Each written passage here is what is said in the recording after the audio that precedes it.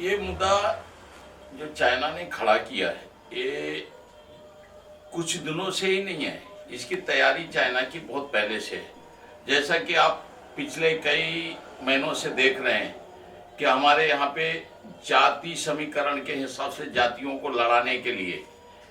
कुछ कम्युनिस्ट जो चाइना के समर्थन से भारत में पल और पोस रहे हैं, उन्होंने इसका प्रोपोगंडा खड़ा किया। जगह जगह पर रैलियां कर रहे हैं, सभाएं कर रहे हैं, ब्राह्मण भगाओ के नारे लगाए जा रहे हैं। ये सब चाइना की चाल है और इस चाल को हमारी सरकार समझ नहीं पा रही या समझ करके अनदेखा कर रही है, वो मैं नहीं समझ पा रहा हूँ। मैं सरकार को पिछले कई महीनों से आगाह करते आया हूँ कि आप देखिए, इन जो कम्युनिस्ट माइंड के लोग भारत में पल पोस रहे हैं, जो फ्री में हमारे टैक्सों से जेएनयू जैसे विश्वविद्यालय में आतंक का अड्डा बना करके बैठे हैं, इन पर कार्रवाई करिए। मगर भारत सरकार क्यों चुप्पी साधे ऐसे लोगों पर, मैं नहीं समझ पा रहा हूँ। मैंने भारत सरकार को आगाह किया था कि ये चाइना से कुछ हमारे देश की पार्टियां भी मिली हुई हैं जो बराबर आपके विरोध में खड़ी हैं, और ये हमारे देश के समस्त हिंदू समाज को समझना चाहिए कि हमारे हित के लिए कौन कार्य कर रहा है और देश के विरोध के लिए कार्य कौन कर रहा है। अगर हिंदू समाज ने अपने स्वार्थों का परित्याग करके जल्द से जल्द एकता का परिचय नहीं दिया तो आने वाले समय में हमारे देश के लिए एक बहुत बड़ा विघटन तैयार होगा। और चाइना जैसे जो अपने कम्युनिस्ट माइंडेड लोग जो यहाँ पे चाइना के सपोर्टर बैठे हैं, वो हमारे समाज पर भावी होंगे। हिंदू समाज को आज जल्द से जल्द एकत्र होकर के मुंह तोड़ जवाब देना पड़ेगा और ऐसे कम्युनिस्ट माइंड वाले जो व्यक्ति यहाँ पे बैठे हैं, उन पर कार्रवाई करनी होगी भारत सरकार को। मैं देश के सभी साधु संतों को, देश के अखाड़े के जो महंत है, उनको कहना चाहूंगा कि आज वो समय आ गया है कि आप समाज को एकत्रित करने के लिए, हिंदू समाज को जागृत करने के लिए आप अपने मठ और मंदिरों से बाहर निकलिए। आप समस्त सुखों का परित्याग करते हुए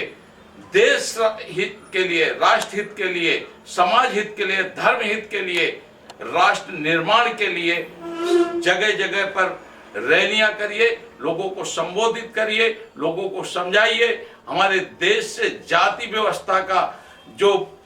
स्वरूप है उसको खत्म करने के लिए कार्य करिए, वरना आने वाले समय में हमारा देश खंडित होगा। ये मैं नहीं कहता हूं, जो हमारी परिस्थितियां चल रही हैं, जिस तरीके से मलिच्छों ने, ये कम्युनिस्टों ने या अन्य मजहबियों ने हमारे ऊपर धावा बोल करके रखा है, वो उस चीजों में सफल होंगे। इसलिए मैं बार बार देश के महंतों से, जो हमारे हिंदू सनातन धर्म की हड्डी है, उनसे कहना चाहूंगा, उनसे विनती करना चाहूंगा कि अब आपका समय है कि आप समाज के बीच में जाइए, समाज के लोगों को एकत्र करिए, क्योंकि सरकार से ज्यादा अब जवाबदारी आपके ऊपर है धर्म रक्षा की। आज हमारा सनातन धर्म क्यों खतरे में नहीं है, बढ़ रहा है, और उसको बढ़ते हुए लोग देख नहीं पा रहे, क्योंकि जो हमारी पिछली सरकारें थी, उन्होंने हिंदुओं को, सनातन धर्म को हमेशा दबाने का कार्य किया है। मगर जिस तरीके से मैं माननीय मोदी जी की तारीफ करना चाहूंगा, उन्होंने जिस तरीके से देश में सनातन धर्म को विश्व विख्यात बनाया है, उस चीज को ये कम्युनिस्ट या मजहबी लोग देख नहीं पा रहे हैं। उनका जो मकसद था गजवाई हिंद का, या कम्युनिस्टों का जो मकसद था कि हम यहाँ पे काम रेट का जो संचालन करेंगे, काम रेट की गवर्नमेंट बनाएंगे, उन चीजों से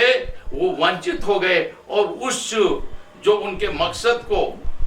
ना पूरा कर पाने के कारण आज पूरे देश का माहौल खराब किया जा रहा है। इसलिए सरकार के साथ साथ हमारे जो धर्म गुरु हैं, हमारे जो ब्राह्मण समाज के लोग हैं, हमारे क्षत्रिय समाज के लोग हैं, हमारे वैश्य समाज के लोग हैं, हमारे